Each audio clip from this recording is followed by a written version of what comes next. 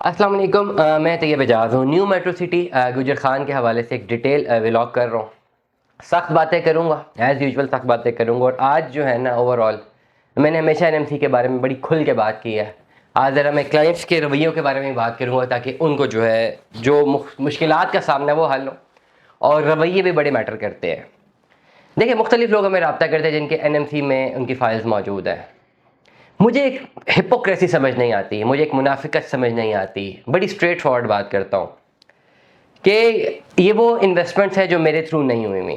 मुझे पता भी नहीं कि ये इन्वेस्टमेंट्स कब हुई, किसने करवाई। और ये वो इन्वेस्टमेंट्स हैं जिनमें लाखों रुपया लोग ऑलरेडी पे कर चुके हुए हैं। 30-30, 40-40, 50-50 लाख रुपए लोग पे कर चुके हुए हैं। समझ ये नहीं आती कि यार आप लोगों ने हमें रब्ता करके गालियां भी बीएसएम डेवलपर्स को, एनएमसी को देनी है, और मिन्नतें तरले भी करने हैं कि भाई कुछ कोशिश करो कि हमें आगे वाले प्लॉट्स मिल जाएं। और ये भी मेहनत करनी है कि भाई अगर वो 40% डिस्काउंट दे रहे हैं तो हमें 45% दे दो ना यार, या 50% दे दो। ये हिपोक्रेसी, ये मुनाफिकत समझ नहीं आती। वेरी स्ट्रेट फॉरवर्डली, मैं एक पढ़ा लिखा आदमी हूँ, मैंने एमफिल किया हुआ, मैं प्रेसिडेंट गोल्ड मेडलिस्ट हूँ। मुझे अगर कोई प्रोजेक्ट नहीं समझ आता तो मैं तो 1 रुपया भी वहाँ पर नहीं देता। और अगर मैंने किसी को इतनी गालियाँ देनी हो भाई, मैं वहाँ पर रुख करना पसंद नहीं करता, मैं उसके दफ्तर जाना नहीं पसंद करूँगा। कोई बंदा मुझे बुरा लगेगा या किसी से मुझे इख्तलाफ होगा, मैं परवाह भी नहीं करूँगा। मेरे साथ एक ठेकेदार था, 4 साल उसने मेरे साथ काम किया। आखिरी रमज़ान के दिनों में उसने कोई 40-50 हज़ार रुपये का हेर फेर किया मेरे साथ। यकीन जानिए, मैं परवाह नहीं की उसकी। मैं पैसे गए, चलें ठीक है जाने दे। उसके साथ जो 3-4 साल का उसने मेरे साथ काम किया, उसने ये जो हेर फेर किया, मुड़ के मेरे पैसे गए तो गए, डजंट मैटर। वो जो उसकी वैल्यू थी और जिसको मैंने काम देना था कि ख़त्म कर दिया कि ठीक है, एक बंदे की वर्थ ही नहीं है, मैंने उसके साथ काम ही नहीं करना। मजीद मेरे पास 600 काम आते रहे, मिनते वो लोग करते रहे, करें। मैंने कहा नहीं करना काम, एक दफ़ा आप अपना जो है ट्रस्ट खो बैठे हो। मुझे समझ नहीं आती कि आप लोगों ने, एंड यूज़र से बात कर रहा हूँ, फ़ोने हमें करके हमारा टाइम वेस्ट करना है। वेरी स्ट्रेट फॉरवर्डली, गालियाँ भी बीएसएम को देनी है, गालियाँ भी न्यू मेट्रो सिटी को देनी है, ठीक है। प्लॉट भी फिर वहीं पर लेने हैं, फिर मिनते तरले भी करने के डिस्काउंट भी ज़्यादा हो, फिर प्लॉट भी अच्छे चाहिए। भाई अगर इतना ही बुरा प्रोजेक्ट है तो बस जो पैसे जमा किए समझे ज़ाया हो गए, गलती होगी ज़िंदगी की बड़ी, और मूव ऑन कर दें। ये कैसी मुनाफिकत और हिपोक्रेसी है कि भाई रहना भी उधर है, प्लॉट्स भी वहीं पर चाहिए और गालियाँ भी वहीं पर देनी है और हमारे टाइम वेस्ट करने हैं। हमें क्या लगे भाई, आपने देनी है गालियाँ, आप जितना मर्जी देना चाहें। वेरी स्ट्रेट फॉरवर्डली, अगर मुझे कोई रब्ता करे, मैं नंबर दे देता हूँ जो लोग फ़ोन करके हमारा टाइम वेस्ट करते हैं। जी फलाने, क्या अल्फाज इस्तेमाल करूँ, ठीक है। वेरी स्ट्रेट फॉरवर्डली, आप लोगों के पास हेड ऑफिस खुले हुए हैं, जाएँ जाके अपनी बात करें। एनएमसी ने क्या अच्छा किया, क्या बुरा किया? मेरे व्लॉग्स कंसिस्टेंटली हैं। 2-2.5 साल पहले जब ये आया था, लोग चीखें मार रहे थे प्रॉफिट में ले। मैं उस वक्त बोलता था भाई ये प्रॉफिट में फाइलें ना लेंगे फंस जाएंगे। जो लोग 6-6, 7-7 फाइलें ले रहे हैं, इनका तो बहुत बुरा हाल हो जाएगा। तो हमने तो अपना काम किया, ऑनेस्टी के साथ किया। अब ये हिपोक्रेसी नहीं समझ आएगी। सेकेंडली, एनएमसी में सबसे बड़ा मसला आप लोगों के साथ, ये जो एंड यूजर सुन रहे हैं, जो भी नई 40% की पॉलिसी आई है, सबसे बड़ा प्रॉब्लम क्या है? आप लोगों ने गालियां भी एनएमसी को देनी है, आप लोगों ने बुरा भला भी इसको कहना है, डीलरों को भी बुरा भला कहना है, और आप मजबूर है, आपको काम भी डीलरों के थ्रू करवाना है। फिर आपको प्लॉट्स भी आगे के चाहिए, फिर आप चाहते हैं डिस्काउंट भी आपको मिल जाए। ये सारी चीजें प्रैक्टिकली पॉसिबल नहीं है। और सबसे बड़ा एक और मसला कि जो लोग एनएमसी में काम करवाना चाह रहे हैं, 6-6 लोगों को उन्होंने ना ऑन बोर्ड किया हुआ है, 6-6 डीलरों को, 7-7 डीलरों को, और हर एक से जो है अपनी जो है वो ओवरऑल इन्फॉर्मेशन लेने की कोशिश करते हैं, और एंड पे सबको आगे लगाया हुआ है, और बैक एंड पे जब काम करने की बारी होती है तो बैक ऑफ कर जाते हैं। मैं आपको बड़ी क्लैरिटी के साथ बात बता दूं, आपके पास अगर प्लॉट नंबर लगे हुए थे, चाहे बी ब्लॉक है या ए साउथ है, आगे के प्लॉट नंबर थे, और आपके प्लॉट नंबर कैंसिल हो चुके हैं और वो प्लॉट नंबर आपसे ले लिए गए क्योंकि आपने अपनी किस्तें जमा नहीं करवाई, ये बात आप कान खोल के सुन ले वेरी स्ट्रेट फॉरवर्डली, कि अब अगर अपनी फुल पेमेंट जमा करवाएंगे तो 50% चांस है कि शायद वही प्लॉट नंबर अगर अवेलेबल हुआ तो लगेगा, नहीं तो आगे के प्लॉट नंबर लगेंगे। ये भूल जाइए आप लोग, बड़ा क्लैरिटी के साथ कह रहा हूं। मैं बहुत ज्यादा फरमाइशी प्रोग्राम आते हैं लोगों के, जिन लोगों ने अपनी इंस्टॉलमेंट जमा नहीं कराई। लेट सपोज किसी बंदे का प्लॉट 600 लगा हुआ है, 600 नंबर का प्लॉट लगा हुआ था बी ब्लॉक का। अब उन्होंने टाइमली अपनी इंस्टॉलमेंट जमा नहीं करवाई, साल हो गया, प्लॉट नंबर ले लिया गया है। अब उनको ये ख्वाहिश है कि भाई मैंने पैसे जमा करवाने हैं, गालियां भी बीएसएम को देनी है, लेकिन पैसे भी जमा करवाने हैं। This is the main hypocrisy, this is the main मुनाफिकत। मैं हैरान हूं लोग ऐसे मुनाफिकत कैसे कर सकते हैं। गालियां भी देनी आधा पौना घंटा एनएमसी को, बीएसएम को बुरा भी कहना है, लेकिन प्लॉट भी वो 600 नंबर का चाहिए।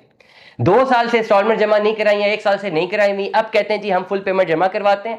हमारे सर पर एहसान कर रहे हैं बहुत बड़ा पेमेंट जमा करवा के, क्योंकि उनको 45% डिस्काउंट चाहिए। और ना से 45% डिस्काउंट चाहिए, बल्कि प्लॉट नंबर भी वही चाहिए या उससे भी आगे चाहिए। This is practically impossible. आप लोगों ने, जिन लोगों ने टाइमली इंस्टॉलमेंट्स नहीं दी हुई थी, जिन लोगों ने बाद में टाइमली इंस्टॉलमेंट्स दी हैं या एडवांस पेमेंट दी हैं, उनको आगे वाले प्लॉट्स दे दिए गए और आपके प्लॉट्स ले लिए गए हैं। अब अगर अपनी पेमेंट्स आप जमा करवाते हैं, या तो वही प्लॉट नंबर अगर अवेलेबल हुआ तो मिलेगा, वेरी स्ट्रेट फॉरवर्डली बता रहा हूं, और अगर वहां पे नहीं है प्लॉट नंबर तो आपको आगे के मिलेंगे। लास्ट जो मैंने बी ब्लॉक का केस किया था उसमें जो मुझे अवेलेबिलिटी ऑफ प्लॉट्स आ रही थी, मैं 5 मिनट की बात कर रहा हूं, 1200 से लेकर 1300 नंबर का प्लॉट था। ये रहन से निकाल दीजिए कि इस वक्त अगर आप 40 या 45% माइनस पे या डिस्काउंट पे पेमेंट करके बीएसएम पे एक बहुत बड़ा एहसान करेंगे, तो वो आपको पहले 100 प्लॉटों पे प्लॉट निकाल के दे के आपके हुजूर बड़ी मिन्नतें समाजते करेंगे कि आपका बहुत शुक्रिया कि आपने जो है पेमेंट जमा करवा दी है। ये बहुत क्लैरिटी के साथ मैं आपको कह रहा हूं। और जो लोग ये समझते हैं कि इस वक्त पेमेंट जमा करवा के वो हमारे सर पे एहसान कर रहे हैं, मैं स्ट्रेट फॉरवर्डली बात करता हूं, आप राब्ता मत कीजिए। और जिन लोगों ने 3-3, 4-4 डीलर्स को अपने केस भेजे हुए हैं ताकि फॉरवर्ड करें, मैं रिक्वेस्ट करूंगा कि आप लोग हमसे राब्ता ना कीजिए, क्योंकि आप लोग तो हमें गंदा कर देते हैं। आगे हम आपका केस आगे फॉरवर्ड करते हैं, पता लगता है 3 डीलर और केस लेके आपका आए हुए हैं। एंड ऑफ द डे जिस वक्त पेमेंट जमा करवानी होती है आप लोग बैक ऑफ कर जाते हैं। गालियां भी आप लोगों ने बीएसएम को देनी है, बुरा भला भी आपको एनएमसी को कहना है, फिर अपने पैसे क्यों जमा करवाने हैं जाके? This is the main point. आप ना जगह से जमा करवाएं। अगर मुझे कोई प्रोजेक्ट अच्छा नहीं लगेगा, मुझे उससे इख्तिलाफ रहेगा, मैं भाई पैसे जमा नहीं करवाऊंगा। बहुत सारे ऐसे प्रोजेक्ट्स हैं जिनमें बड़े करीबी लोगों की पेमेंट्स है, मेरे थ्रू नहीं हुई हुई है, वो मुझे कहते हैं क्या करना है, मैं कहता हूं छोड़ दें, बस गए पैसे। आपने जब किसी प्रोजेक्ट में जहां पे अपने आप को इन्वेस्ट करना है, तो फिर उस प्रोजेक्ट की इवैल्यूएशन भी आपने सही से करनी होती है। एंड फॉरगेट अबाउट इट, जो आप गालियां देते हैं दे देते हैं, मुझे कोई परवाह नहीं है, बट मेरा टाइम बहुत ज्यादा कीमती है, मेरा फोन बहुत ज्यादा कीमती है, दैट इज वेरी इंपॉर्टेंट। मुझे ये हिपोक्रेसी समझ नहीं आती कि बहुत सारे लोग, अक्सर, ज्यादातर नहीं, अक्सर लोग राब्ते करते हैं, केसेस भेजते हैं, हम केस फॉरवर्ड करते हैं, जब वक्त पेमेंट जमा करवानी होती है पता लगता है 4 बंदों को और केस बोला। 40% से उनकी मांग शुरू होती है, 45% तक जाती है। केस करते वक्त उनकी फरमाइश आ जाती है, नहीं हमें तो 100 प्लॉटों में एक प्लॉट दे दें। How is that practical even possible? तो ओवरऑल जो एनएमसी की गलतियां मैंने हमेशा बताई है कि बहुत सारी गलतियां, कुछ गलतियां एंड यूजर्स की भी हैं।